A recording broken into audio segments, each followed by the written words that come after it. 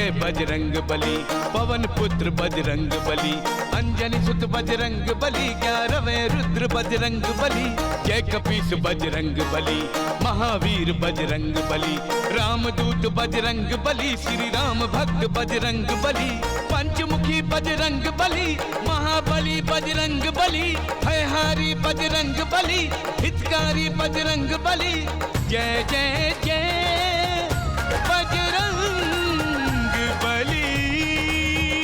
क्या बात है देवी अंजना, इतनी तैयारियां कर रही हो, महल को सजवा रही हो, कोई विशेष कारण है क्या? हाँ स्वामी, आज का दिन बहुत विशेष है। आज मेरा पुत्र विच्छो का दिन समाप्त हो गया है स्वामी। आज मेरा पुत्र मारुति पूरे 2 साल बाद वापस आ रहा है। हमारा पुत्र वापस आ रहा है? हाँ स्वामी।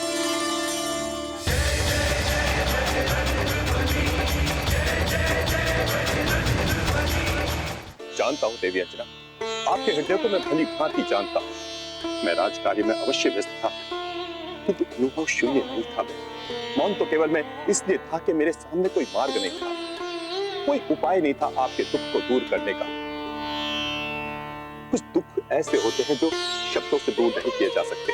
सत्य कह रहे हैं आप स्वामी, इसीलिए तो आज मैं अत्यंत हर्षित हूँ।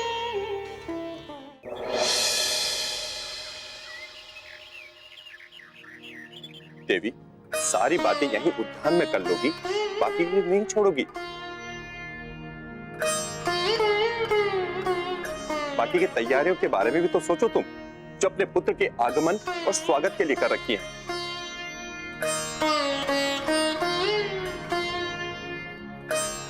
वो लड्डू, पुष्पहार, वो आरती, सब आपकी प्रतीक्षा कर रहे हैं पुत्र की।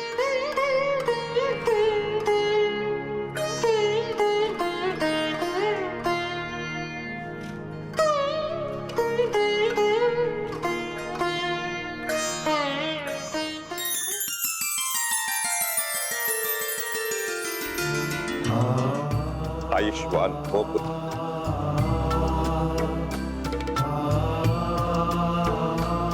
आज तुम्हें अपने सामने देखकर अपार प्रसन्नता हो रही है मुझे।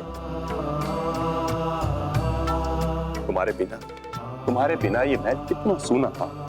तुम्हारे आने से इस महल की आभा लौट आई है। धन्यवाद तो प्रभु श्री राम का पिताश्री।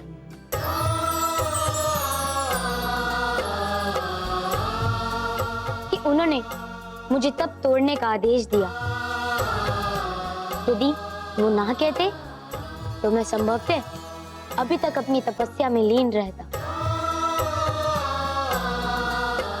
चलो पुत्र, आज मैं तुम्हें अपने हाथों से भोजन कराऊंगी।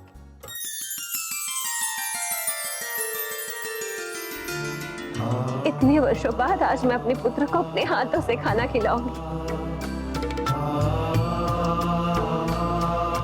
चलो।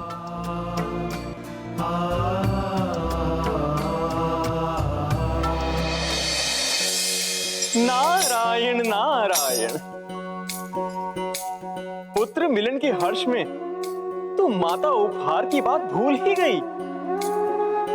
नारायण नारायण। प्रभु, यदि यही स्थिति रही तो आपकी लीला का क्या होगा? और यदि आपकी लीला नहीं हुई तो पृथ्वी पर आया संकट कैसे दूर होगा? कहीं ऐसा तो नहीं कि ये भी प्रभु की लीला का ही चरण हो? किंतु ये कैसे पता चलेगा? चल के उनकी से पूछ लेता हूं। नारायण नारायण।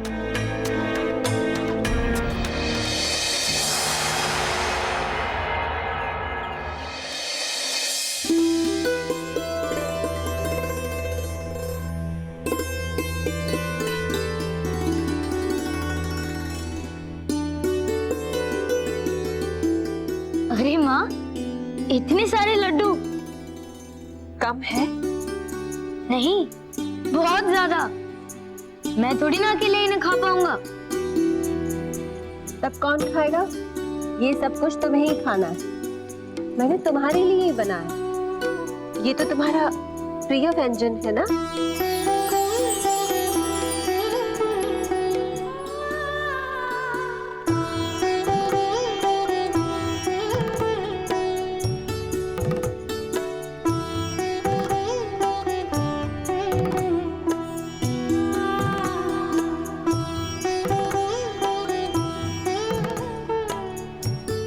माँ, आप क्यों रो रही हैं?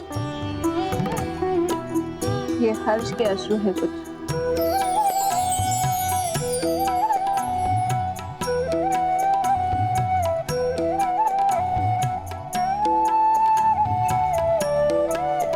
अब तो मुझे छोड़कर कभी नहीं जाएगा ना? संभवतः जाना होगा माँ। मेरे प्रभु ने कहा है कि मुझे एक संकट को दूर करना है।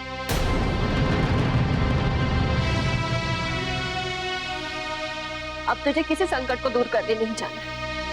पहले ही तुम बहुत संकट झेल चुके हो, अब मैं तुम्हें किसी और संकट में नहीं पड़ने दूंगी। तुझे क्या लगता है मुझे कुछ मालूम नहीं? मुझे सब पता है। जिसके लिए तू बावरा हो रहा है ना, वो किसी काम के नहीं। नहीं माँ, मेरे प्रभु श्री राम के विषय में ऐसा मत कहिए। वो जितना ध्यान मेरा रखते हैं अथवा अयोध्या में रखते थे, कदाचित ही कोई इतना ध्यान किसी का रखेगा।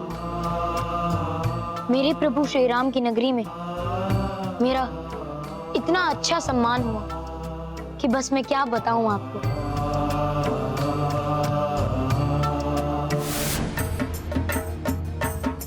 चुप चुप जियो मेरे पुत्र। नहीं मित्र,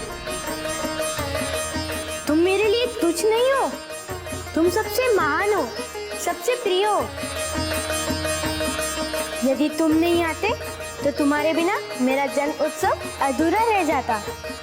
तुमने यहाँ आकर मेरे जन्म उत्सव की गरिमा बढ़ा दी है मित्र, सच।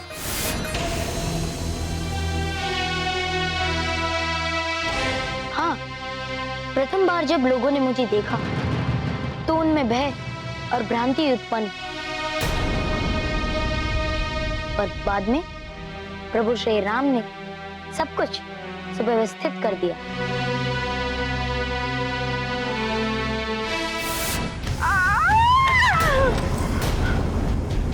चलो चलकर देखते हैं।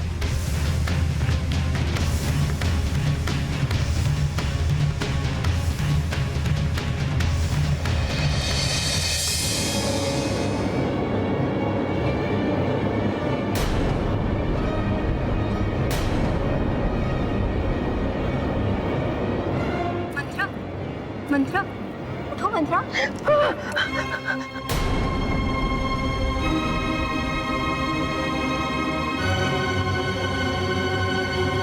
क्या हुआ?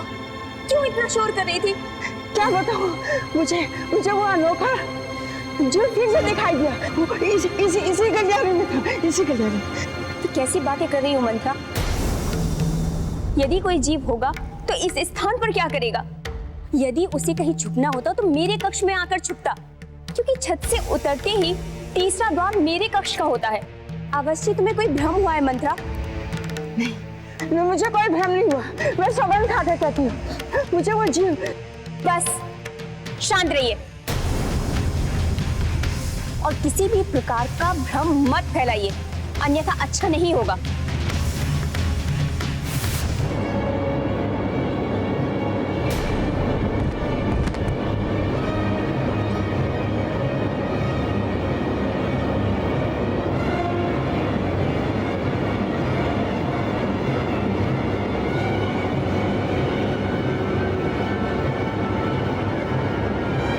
वो ऊपर छत पर। क्या छत पर? ऊपर छत पर एक विचित्र जीव आया था।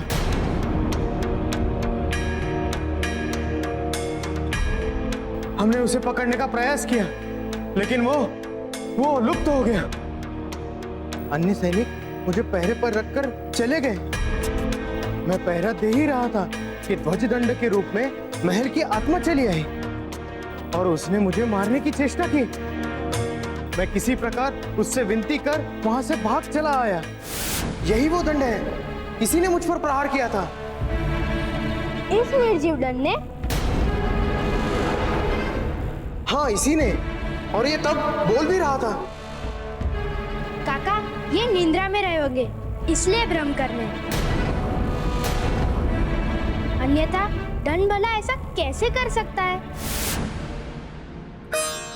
कितना सुंदर और मनभावन है मित्र तुम्हारा राम। माते, आप मेरे मित्र को अपने पुत्र की मित्र की दृष्टि से देख रही है, इसलिए आपको भय नहीं हुआ।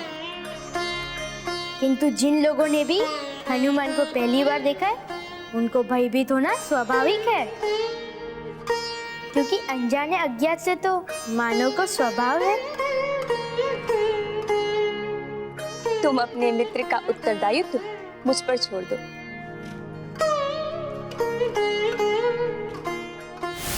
और मैं सत्य कह रहा हूँ माता कि मैं तपस्या के लिए अपने प्रभु से कोपित होकर अथवा तनाव में नहीं गया था। मैं तो उनके विछोह के दुख को कम करने की मंशा से गया था माँ। ठीक है, तुम कहते हो तो मैं मान लेती, किंतु तुम मुझे छोड़कर कहीं नहीं जाएगा। ठीक है माँ, मैं नहीं जाऊंगा, यही रहूंगा आपके समीप, आपकी सेवा करूंगा, किंतु तब तक ही जब तक मेरे प्रभु श्री राम का कोई आदेश प्राप्त नहीं होता।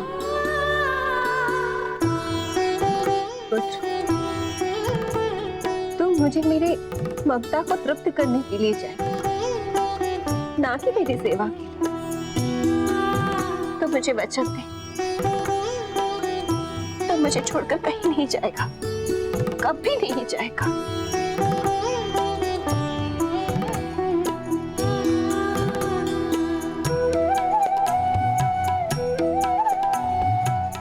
रोइए मत माँ, मैं आपको वचन देता हूँ कि जब तक आप मुझे आज्ञा नहीं देंगी, मैं कहीं नहीं जाऊंगा माँ।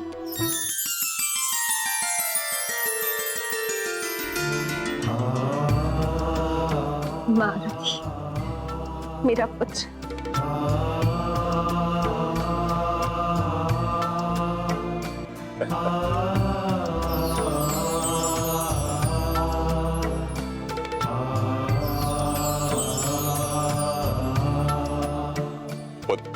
तुम्हारे आगमन का समाचार पूरे राज्य में फैल गया है।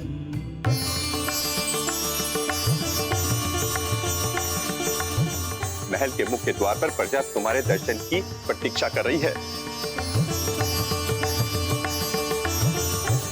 माता, क्या मैं राज्य के लोगों को अपना दर्शन देने जाऊं?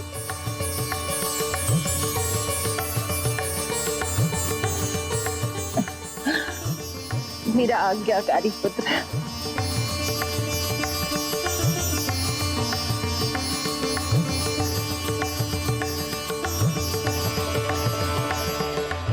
चलिए पिताश्री, माता ने आज्ञा दे दी है। और पुत्र, चलो।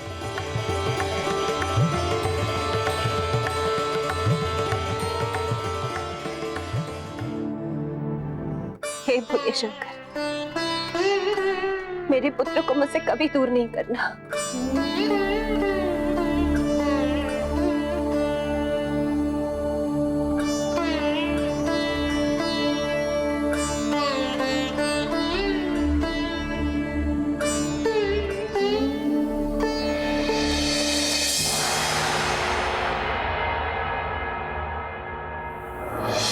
ओम नमः शिवाय।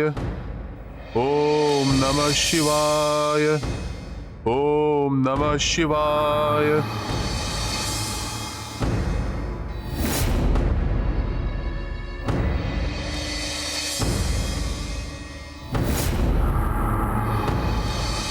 ओम नमः शिवाय।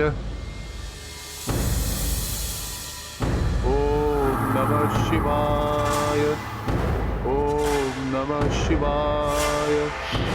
ओम नमः शिवाय। ओम नमः शिवाय। ओम नमः शिवाय। ओम नमः शिवाय। ओम नमः शिवाय। ओम नमः शिवाय। ओम नमः शिवाय। ओम नमः शिवाय। ओम नमः शिवाय। ओम नमः शिवाय। ओम नमः शिवाय। ओम नमः शिवाय। ओम नमः शिवाय। ओम नमः शिवाय। ओम नमः शिवाय।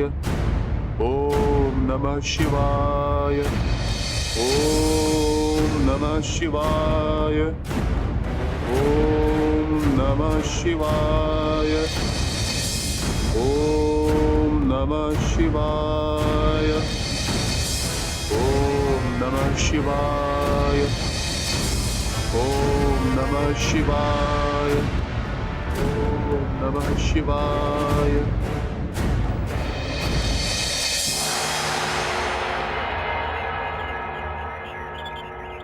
माँ, माँ, माँ। अरे, माँ कहाँ चली गई? प्रतीत होता है कि मेरे लिए जलपान बनाने रसोई घर में गई होंगी। मुझे जागने में भी तो देर हो गई। मैं वहीं चलकर देखता हूँ। माँ, माँ, माते,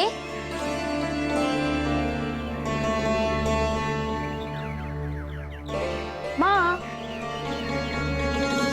माते, माँ, माँ।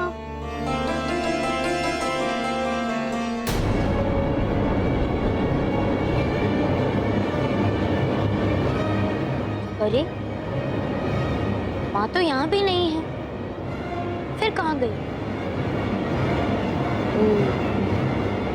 पिताश्री से पूछता, उन्हें अवश्य पता हो। किंतु वह तो अपने कक्ष में नहीं होंगे, वह तो व्यायामशाला में होंगे। तो क्या हुआ, मैं वहीं चलता हूँ।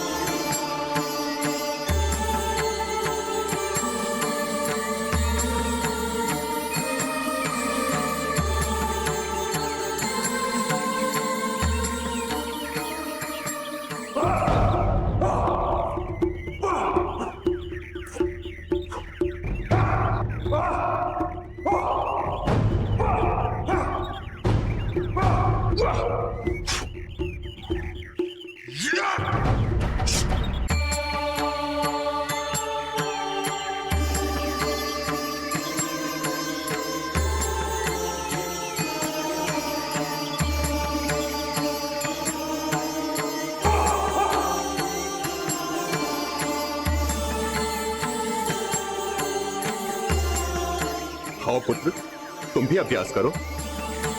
नहीं पिताश्री, मैं अभी व्यायाम नहीं करूंगा। माँ कहाँ है? पुत्र, तुम्हारी माता अद्रिका से मिलने गई है। अर्थात मेरी मौसी से मिलने गई है? हाँ पुत्र, बहुत दिनों से उससे मिली नहीं थी, सो चली गई मिली। संध्या होने तक लौट आएगी।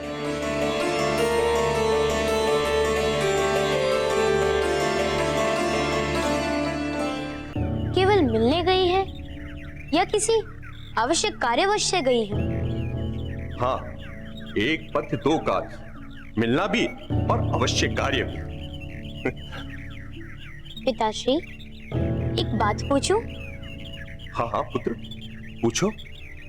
कहीं माँ मुझसे रुष्ट होकर तो नहीं गई है ना?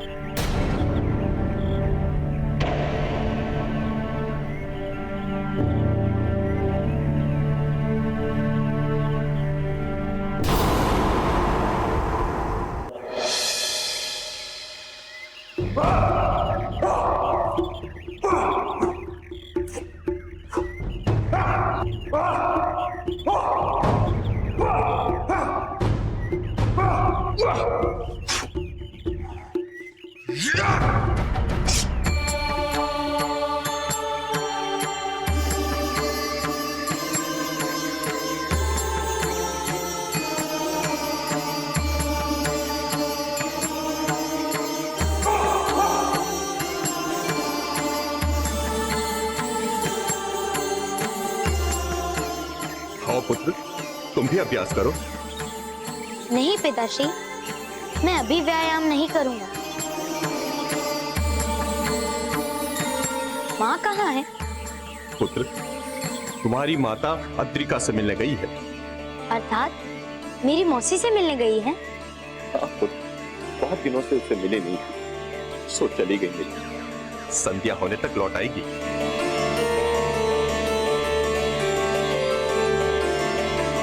केवल मिलने गई है या किसी आवश्यक कार्यवश से गई है? हाँ, एक पथ दो काज, मिलना भी और अवश्य कार्य भी। पिताश्री, एक बात पूछूं? हाँ हाँ पुत्र, पूछो। कहीं माँ मुझसे रुष्ट होकर तो नहीं गई है ना?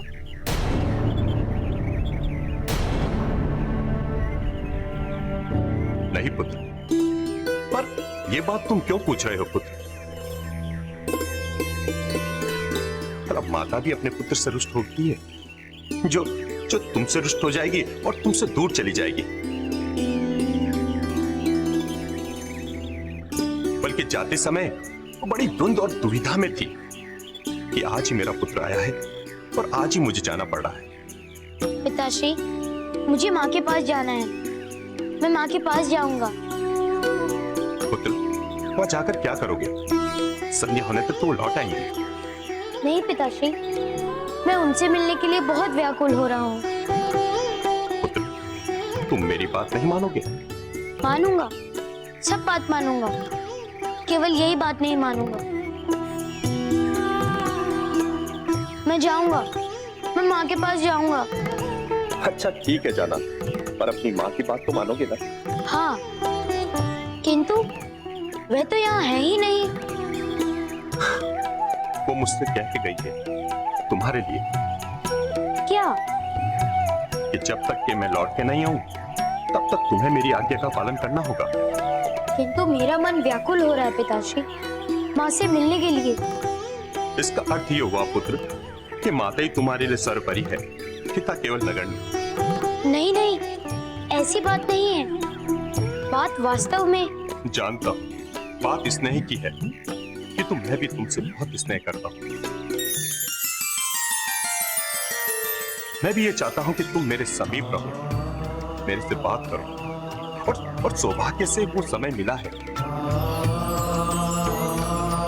तो क्यों ना हम एक साथ तुम मेरे कार्य में हाथ बटाओ। तो ठीक है, मुझे बताएं कि मुझे क्या करना होगा। पुत्र, तुम तपोवन में जाकर ऋषियों की रहने की व्यवस्था करो। कोई आयोजन होने वाला है क्या? हाँ पुत्र, कुछ दिनों बाद ऋषिगण आने वाले हैं वहां तपस्या के लिए, तो तुम उनकी सुरक्षा की व्यवस्था करो। ठीक है, मैं जाता हूँ।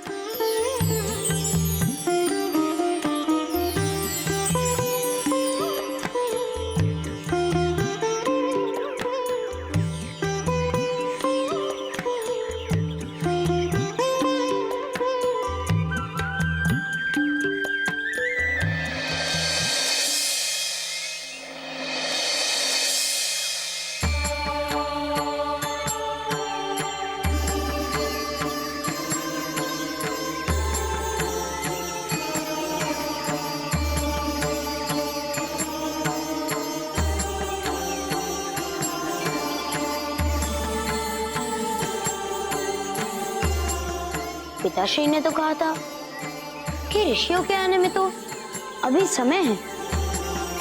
वे तो पहले से ही पधारे हुए हैं।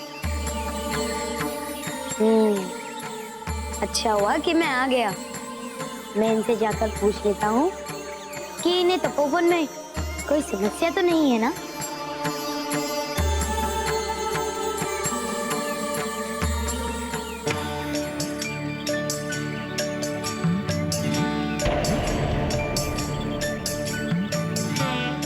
प्रणाम ऋषिवर। हे ऋषिवर, कृपया मुझे बताएं कि यहाँ पे आपको कोई कष्ट तो नहीं है ना? बालक, मैं ऐसे प्राणी से वार्ता नहीं करता जो अपने मन पर बोझ लेकर चलता हूं।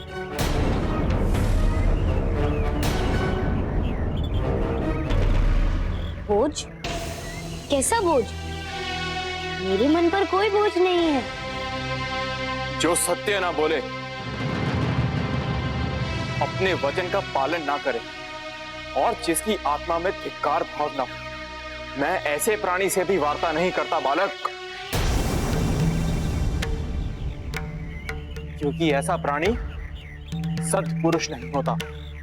ऋषिवर, मुझे आपकी बातें समझ में नहीं आ रही। कैसा वचन, कैसा धिक्कार भाव?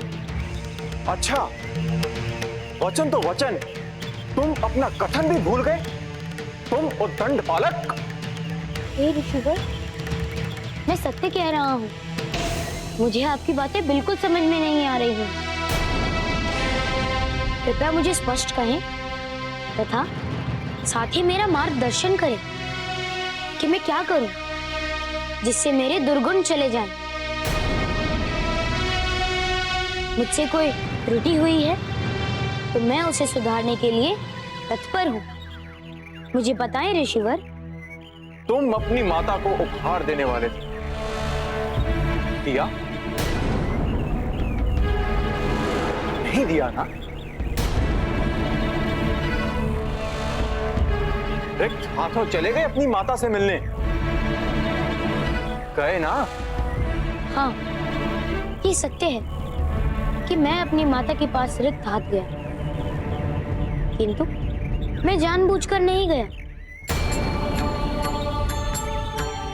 मुझे कोई उपहार देने योग्य कुछ मिला ही नहीं, इसलिए मैं बिना उपहार लिए ही चला गया। जीवनदात्री के सामने तो जीवन का उपहार भी तो है ऋषिवर। तो क्या उपहार देता मैं अपनी जननी को? सत्य कहा तुमने बालक। जन्मदात्री के ऋण को तो इस संसार में कोई भी और कभी भी नहीं चुका सकता, किंतु उपहार से जन्मदात्री की भावनाओं को दुगना अवश्य किया जा सकता है। तो मुझे बताएं ऋषिवर और मेरा मार्गदर्शन करें कि मैं क्या उपहार लूं। अपनी बुद्धि लगाओ बालक, चारों ओर अपनी दृष्टि दौड़ाओ और चुनो उपहार योग्य वस्तु। यदि फिर भी तुम्हें समझ ना आए तो जाओ पूछो जाकर प्रजापति ब्रह्मा से, लीलाधर विष्णु से और महाकाल महादेव से।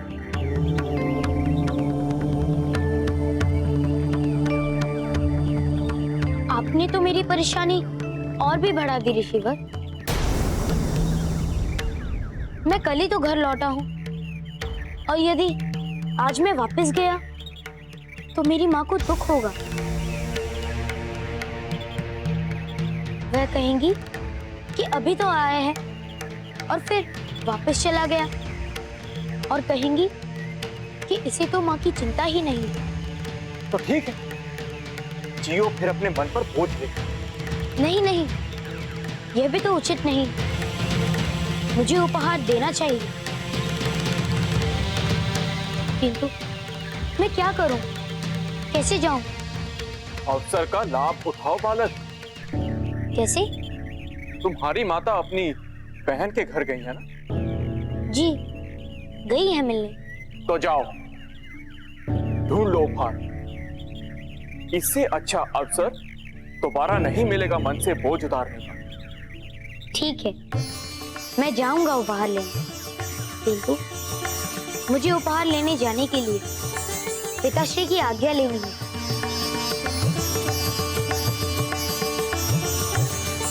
मैं अभी आज्ञा लेकर जाता हूँ उपहार लाने।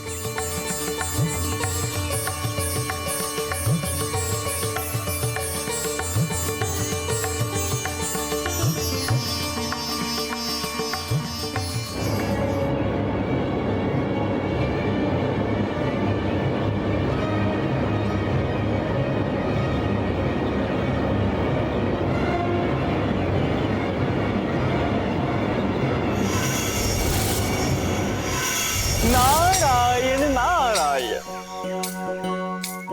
लीजिए प्रभु, आपकी लीला की धरातल तो बना दी मैंने। नारायण नारायण।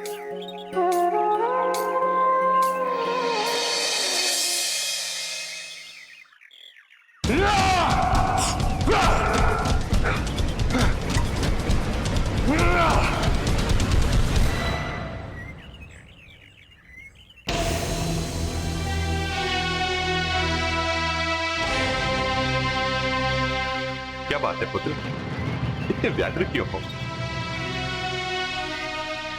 तपोवन में सब कुशल तो है? तपोवन में सब कुशल है पिताश्री। तो इस प्रकार भागकर आने का कारण? पिताश्री, मेरे मन पर पड़े एक भारी बोझ की अनुभूति उस तपोवन में एक ऋषि ने करवाई है। तपोवन में ऋषि और अग्नि, ये कैसे संभव है पुत्र? वहाँ तो ऋषि हैं, मैंने उनका दर्शन किया, उनसे बातें की। वो किस खोज की बात कर रहे थे पुत्र? मुझे एक वस्तु की खोज करने जाना है पिताश्री।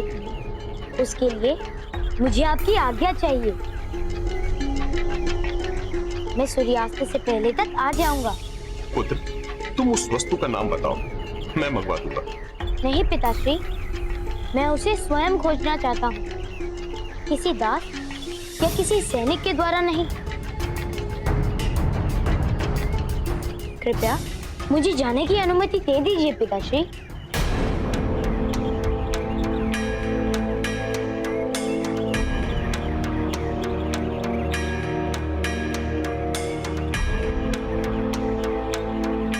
पुत्र, तुमने तो मुझे धर्म संकट में डाल दिया। नहीं पिताश्री, कोई धर्म संकट नहीं। आप मुझसे स्नेह करते हैं ना? हाँ पुत्र, बहुत बहुत पुत्र। तो फिर इस स्नेह की 100।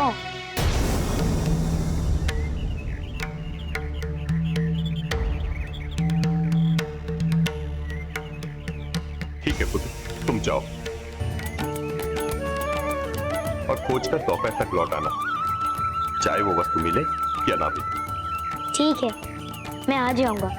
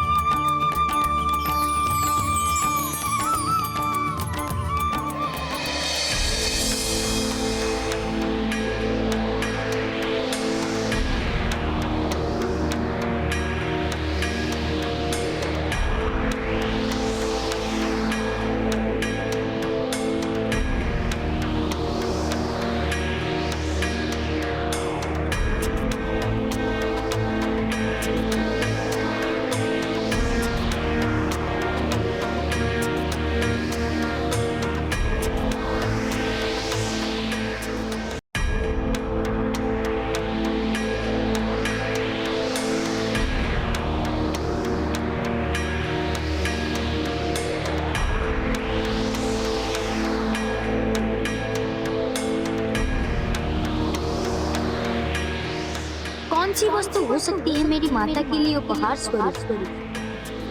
मेरी तो कुछ समझ में नहीं आ रहा है कि क्या लूं माँ को भेंट देने के लिए।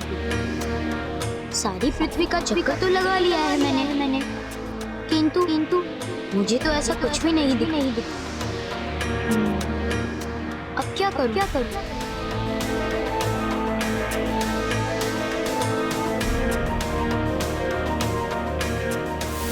अपनी बुद्धि लगाओ बालक, चारों ओर अपनी दृष्टि दौड़ाओ और चुनो उपहार योग्य वस्तु। यदि फिर भी तुम्हें समझ ना आए तो जाओ पूछो जाकर प्रजापति लीलाधर विष्णु से महाकाल महादेव। हाँ, उन्हीं से पूछता हूँ।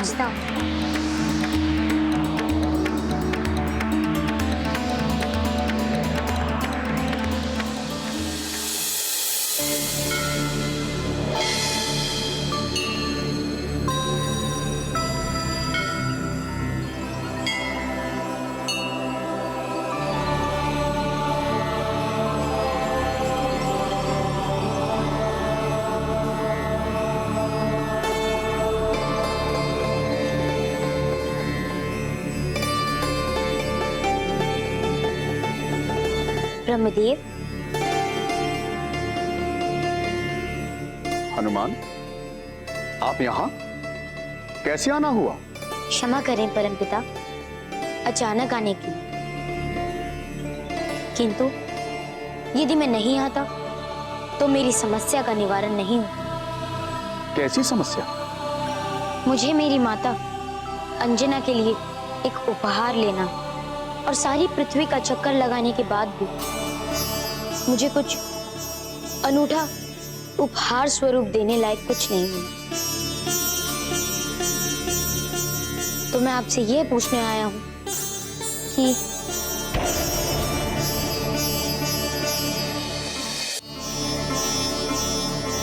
प्रणाम ब्रह्मदेव। प्रणाम ब्रह्मदेव।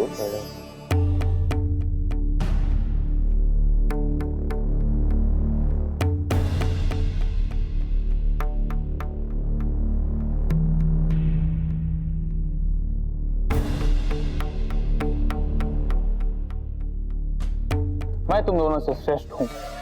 मैं ना रहूं तो जीवन ही ना रहे। मेरे बिना तुम्हारा कोई अस्तित्व नहीं जलदेव, इसलिए श्रेष्ठ मैं हूं। तुम लोग मुझे क्रोध मत दिलाओ। मैं ही वो माध्यम हूं जिससे देवताओं को भोग प्राप्त होता है, इसीलिए मैं ही श्रेष्ठ हूं।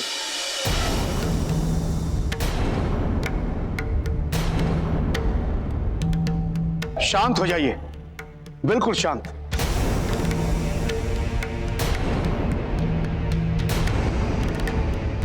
आप लोग देवता होकर लड़ रहे हैं? तो आप निर्णय कर दीजिए, हम नहीं लड़ेंगे। किस बात का निर्णय? ब्रह्मदेव, इस बात का निर्णय कि हम तीनों में से श्रेष्ठ कौन है।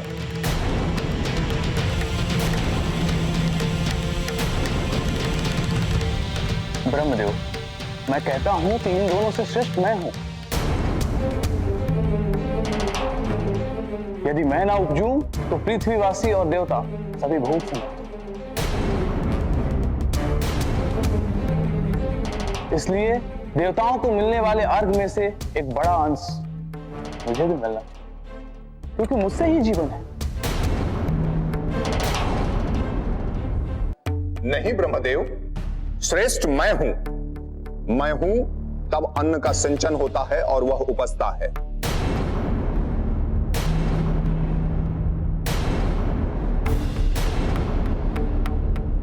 यदि मैं सिंचन बंद कर दूं तो वह उपजे ही नहीं, इसलिए उस अंश में से एक बड़ा भाग मुझे मिलना चाहिए। किंतु ब्रह्मदेव, अन्न के उपजने और जल की वृष्टि के लिए जिस ऊष्मा की आवश्यकता होती है वो अग्नि से प्राप्त होता है, और हवन में दिया गया हविष्य मेरे बिना देवताओं तक नहीं पहुंचता, इसलिए अंश मेरा बड़ा होना चाहिए।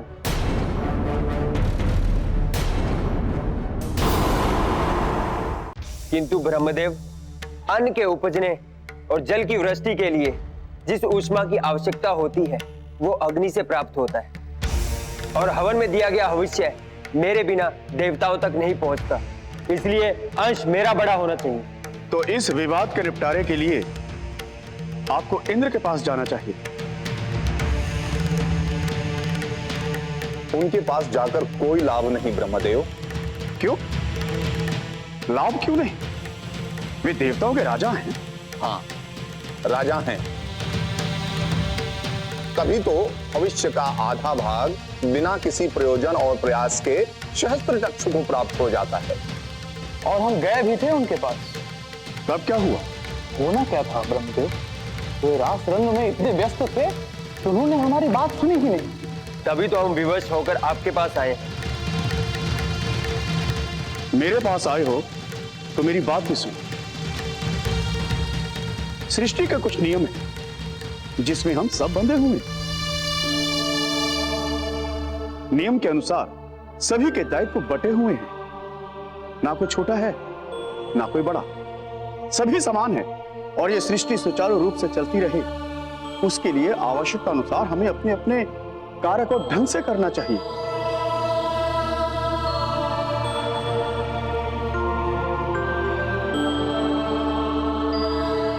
अतएव अब आप लोग जाएं और शांति पूर्वक इस संदर्भ में सोचें।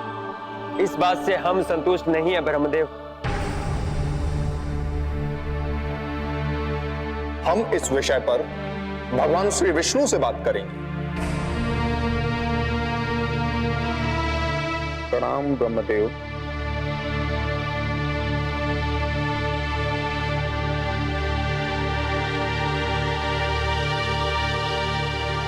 लोभ बुद्धि का शत्रु होता है और शत्रु का कार्य है हत्या। इनके लोभ को देखते हुए मुझे ये आशंका हो रही है कि इनके लोभ से कहीं जगत में संकट ना आ जाए। अरे इनकी बातों में मैं भूल ही गया। कहिए, आप क्या कह रहे थे? मैं कह रहा था कि मुझे अपनी माता अंजना के लिए एक उपहार लेना है, किंतु मुझे समझ नहीं आ रहा है कि मैं क्या लूं। आप मेरी सहायता करें ये बताने में कि क्या लेना उचित होगा। इसमें तो विष्णुदेव आपकी सहायता भली भांति कर सकते हैं, आप उन्हीं का मार्गदर्शन दें। ठीक है, गमन की आज्ञा दें परमपिता।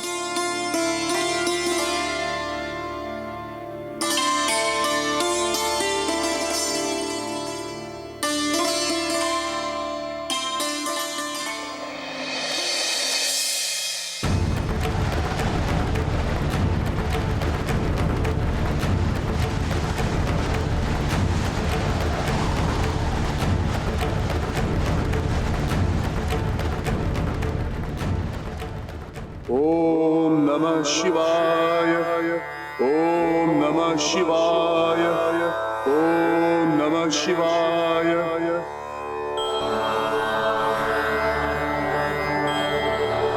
ओम नमः शिवाय। ओम नमः शिवाय।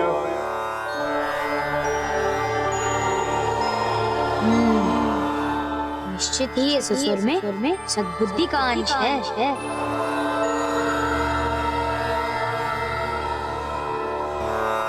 ओम नमः शिवाय। ओम नमः शिवाय। ओम नमः शिवाय।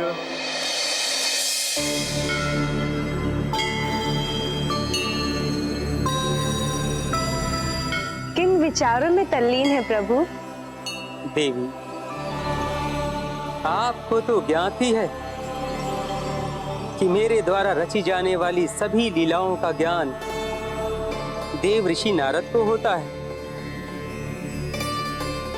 और वो इन लीलाओं में मेरी सहायता भी करते हैं। हाँ, सो तो है। किंतु देवी, इस बार देवर्षि नारद अपने इस प्रयास में सफल नहीं हो पा रहे हैं, और यही मेरे समक्ष एक बहुत बड़ी समस्या बनकर खड़ी हो गई है। स्वयं प्रभु के समक्ष समस्या?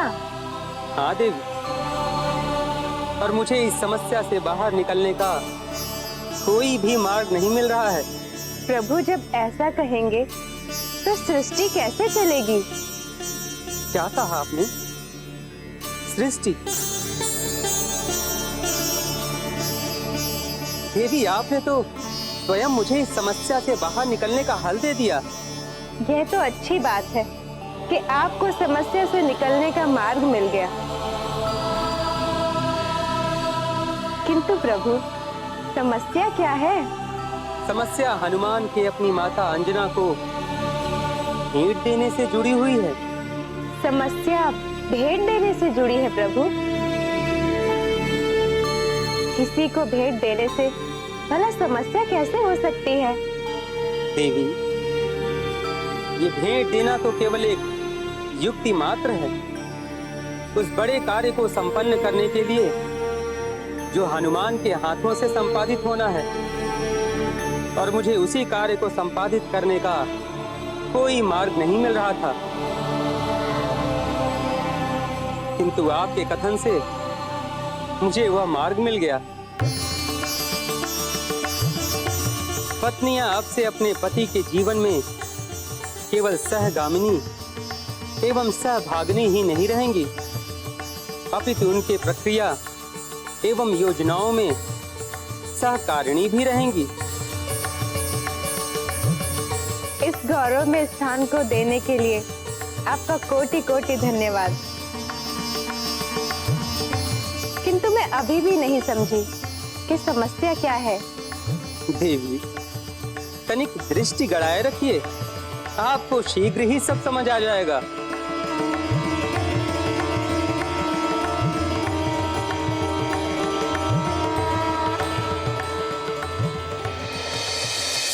नारायण नारायण। कहिए हनुमान, माता के लिए भेंट ले ली?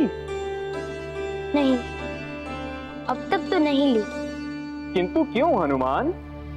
क्योंकि मुझे समझ में नहीं आ रहा कि मैं क्या लूं। इसलिए मैं ब्रह्मदेव के कहने पर कि मेरी चिंता का निवारण प्रभु विष्णुदेव के पास है, मैं उनके पास जा रहा हूँ परामर्श के लिए। हनुमान, इतने छोटे से कार्य के लिए भगवान श्री विष्णु को कष्ट देने की क्या आवश्यकता है? मेरी समझ में नहीं आ रहा तो मैं क्या करूं? हनुमान, आप बल और बुद्धि के प्रतिमान होते हुए ऐसी बात कर रहे हैं? एक माता को अपने पुत्र की सबसे अधिक किस बात पर हर्ष होता है? किस बात पर होता है? एक माता को सबसे अधिक प्रसन्नता अपने पुत्र की विजय पर होती है। इसलिए आप उन्हें विजय का उपहार दें। किस पर विजय प्राप्त करूं मैं देव ऋषि? सामने कोई होना भी तो चाहिए। तो है ना हनुमान। कौन? आपके राज्य की सीमा पर तप करने वाला वो असुर। किंतु वह तो भगवान शिव की साधना कर रहा है। तो क्या हो गया? किसी की साधना को भंग करना तो पाप है ना देव ऋषि? हनुमान, साधना से जगाने का और तप को भंग करने का पाप तो आप पहले भी कर चुके हैं। कहिए, किया है कि नहीं? वह तो अतीत की बात है, अनभिज्ञता की। और ऐसा करना अब शोभा नहीं देगा। हनुमान, वो कोई ऋषि मुनि नहीं है जिसे जगाने से पाप लगेगा। वो तो एक असुर है, असुर। जब भी कोई असुर साधना करता है तो निश्चित रूप से किसी ना किसी विनाशकारी और विध्वंसकारी मंशा से ही साधना करता है।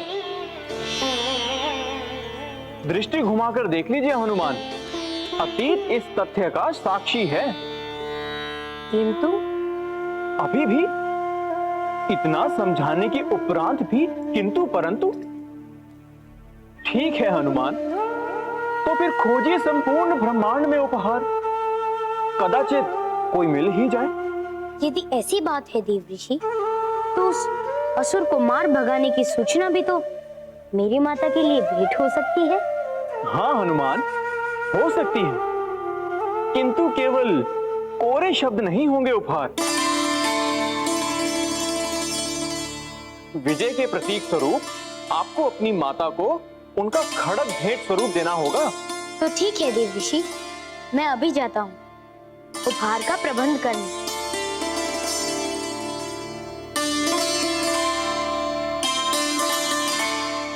नारायण नारायण।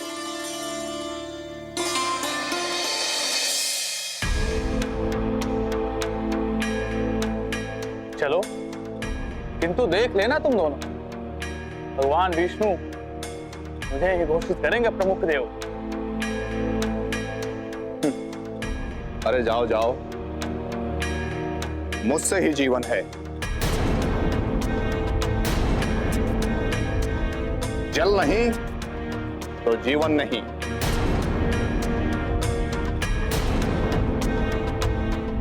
इसलिए प्रमुख देव तो मैं ही घोषित होऊंगा। तुम दोनों अपना प्रलाप बंद करो। अग्नि ही सब जीवों का प्राण रूप है, अतएव प्रमुख देव मैं ही घोषित होऊंगा। चलो, चल ही रहे हो ना, तो चिंता मत करो, पता चल जाएगा। चिंता मैं नहीं कर रहा हूं, चिंता मुझे तुम दोनों की हो रही है। तो मत करो ना चिंता, क्योंकि अभी निर्णय नहीं हुआ, इसलिए मौन रहो। नहीं रहूंगा मौन, मन मेरा है। झगड़ा करने का कोई लाभ नहीं। हम चल रहे हैं ना भगवान विष्णु के पास, तो शांतिपूर्वक चलें।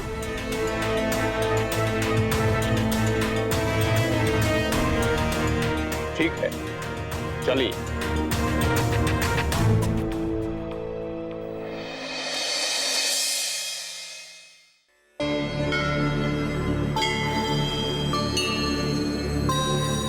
क्या हुआ प्रभु? आपके मुख पर चिंता की गहरी रेखाएं दिखाई दे रही है। क्या कहूं देवी, अपने अति उत्साह में देव ऋषि नारद से बहुत बड़ी भूल हो गई। भूल? कैसी भूल? सब कुछ जानते हुए भी उन्होंने लीला के प्रथम चरण में ही लीला का समापन अध्याय लिख डाला। मैं कुछ समझी नहीं प्रभु। देवी, देव ऋषि नारद ने हनुमान को वृत्तासुर से युद्ध करने के लिए प्रेरित कर लिया है, और यदि यह युद्ध हुआ तो इस लीला का कोई भी उद्देश्य पूर्ण नहीं होगा। तो फिर क्या होगा प्रभु? देवी, इस समस्या का कोई न कोई मार्ग तो निकालना ही होगा।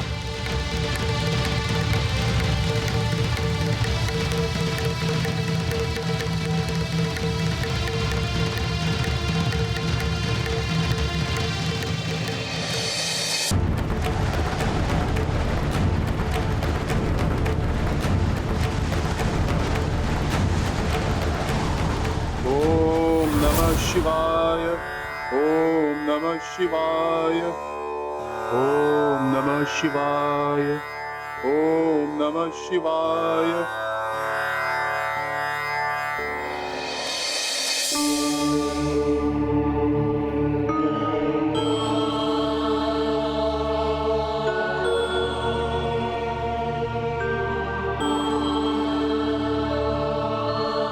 लीजिए देवी, चिंता और गहरी हो गई। क्यों प्रभु? संकट का प्रथम चरण जो प्रारंभ हो गया, अब मुझे उस ओर से ध्यान हटाकर इन तीनों देवों के विवादों को सुलझाना होगा।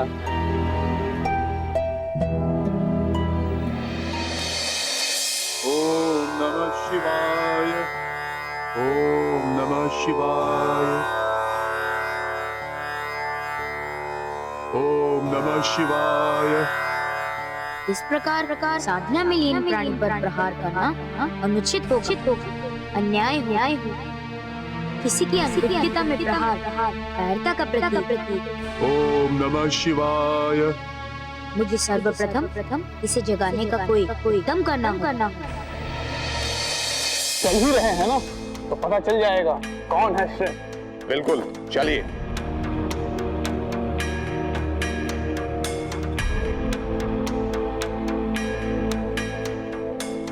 प्रणाम प्रणाम प्रभु।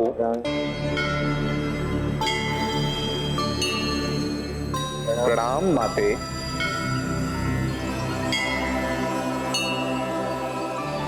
कहिए देवो, किस प्रयोजन से आना हुआ? प्रभु, आप तो अंतर्यामी, अब हम क्या बताएं? किंतु यदि आप अपने मुख से बताएंगे तो मुझे अच्छा लगेगा। निसंकोच कहिए।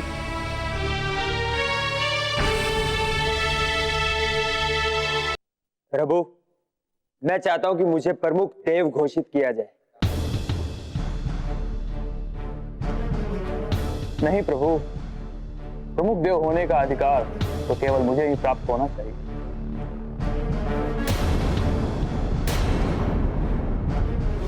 सभी जीव मेरे ही कारण से जीवित शक्तिवान है।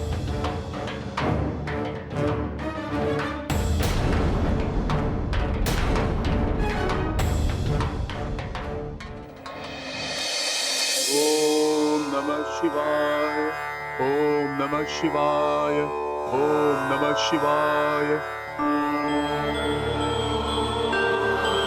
ओम नमः शिवाय, ओम नमः शिवाय, ओम नमः शिवाय, ओम नमः शिवाय, ओम नमः शिवाय, ओम नमः शिवाय, ओम नमः शिवाय, ओम नमः शिवाय, ओम नमः शिवाय। अब और क्या करूं? किस प्रकार इस असुर की साधना को भंग करूं? अन्नदेव, आपका कथन बिल्कुल उचित है।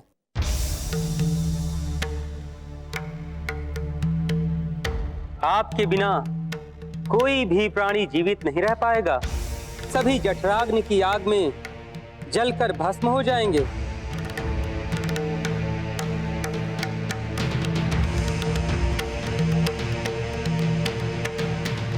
आपके बिना ये सृष्टि नहीं रह जाएगी, में श्मशान बन जाएगी।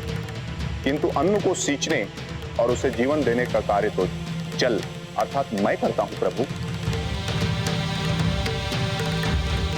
इसलिए प्रमुख देव होने का अधिकार तो मुझे मिलना चाहिए।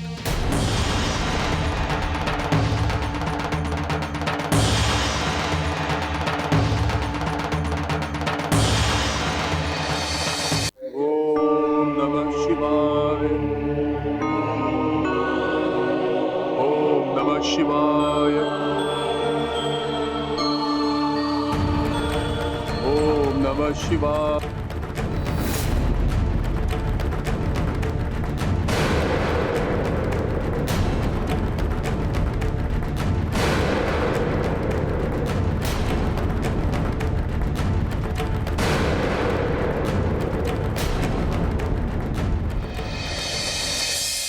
देवों, आप तीनों की ही बातों में विवेक एवं स्वेच्छा के स्थान पर अहंकार प्रतीत हो रहा है।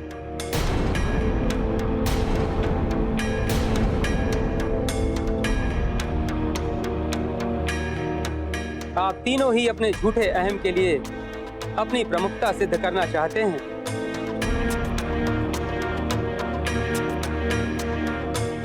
जबकि सत्य तो यह है कि सृष्टि में सब कुछ किसी न किसी प्रयोजन एवं किसी न किसी उद्देश्य का एक भाग है। जब सभी देव मिलकर सृष्टि को एक साथ मिलकर चलाने का प्रयास करते हैं तो सृष्टि सुचारू रूप से चलती है।